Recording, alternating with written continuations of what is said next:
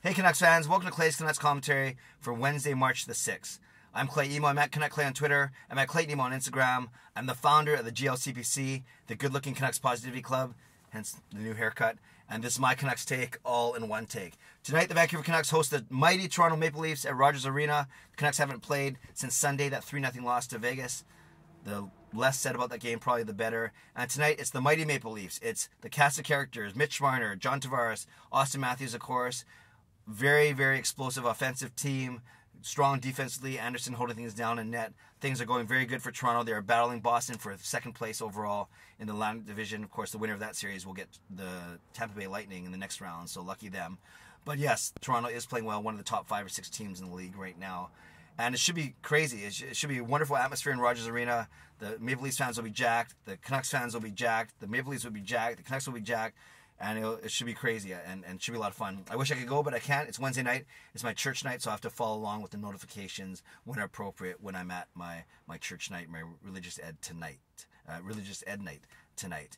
Canucks did not practice with Ben Hutton or Ryan Spooner yesterday. We'll see what happens today when they're doing an optional game day skate, and Travis Green will talk to the media, I'm sure. Probably won't get a chance to update the video but later today. But as of now, the Canucks practice like this.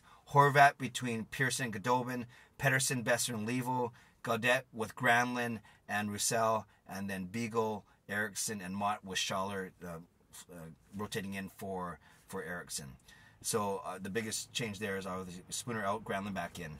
And then on D, they went with Hutton out, they went with Edler and Stetcher, which would be the top pairing, of course. Then Sutter and Schenn, and then Pouliot coming back in if Hutton can't play with Biega. So again, that's Edler and Stetcher, Sutter and Schenn, and then Pouliot and Biega. Look for Jacob Markstrom to get another start in net. And I hope the Canucks play well for him and in front of him. So Canucks fans, what do you expect from today's game? Aside from, a crazy atmosphere in the arena, a lot of chants, a lot of opposing chants, whatever it may be, should be a lot of fun in there. And it's a 6 o'clock start. It's not a 4 o'clock start, which usually is on a Saturday. The 4 o'clock start here, 7 o'clock Toronto. It's a 6 o'clock start, which means it's 9 o'clock start in Toronto. I'm not sure what that hour does for them, if it means a lot more people are going to watch. But alas, if you're going to the game tonight, remember, 6 o'clock start, not a 7 o'clock start. Okay, so we'll talk about the game tomorrow. I'll recap the game, but let's talk about the biggest news that came out from yesterday, and that's Brandon Sutter. He's shut down for the rest of the regular season at least.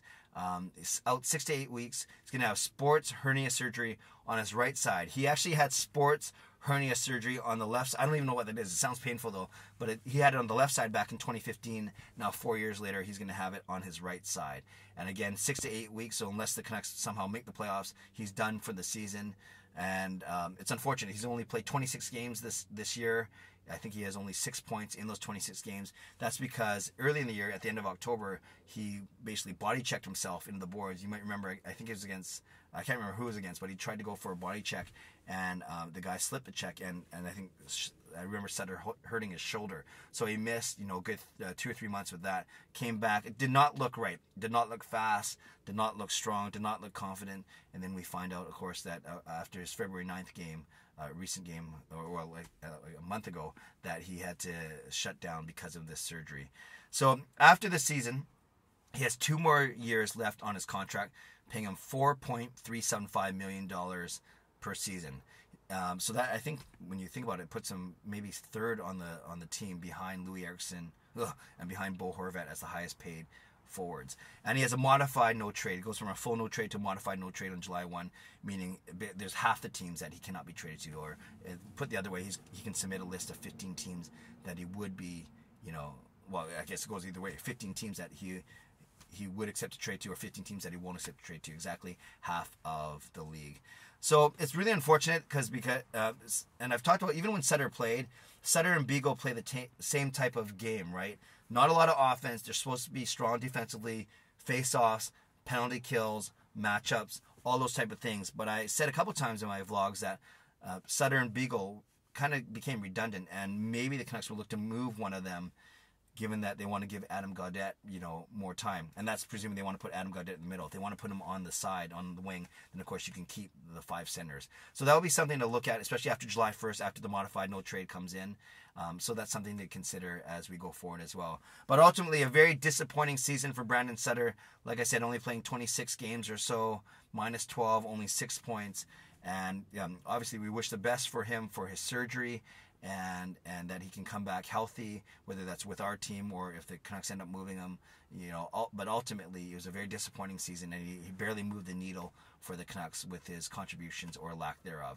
Not trying to pile on the guy, but I think we have to look at this season honestly and look at it as a major disappointment for Brandon Sutter. Just realize that the sun is moving around, so now half my face is in covered and half of my face is enlightened or whatever it may be. So, Canucks fans, just want to check in with that.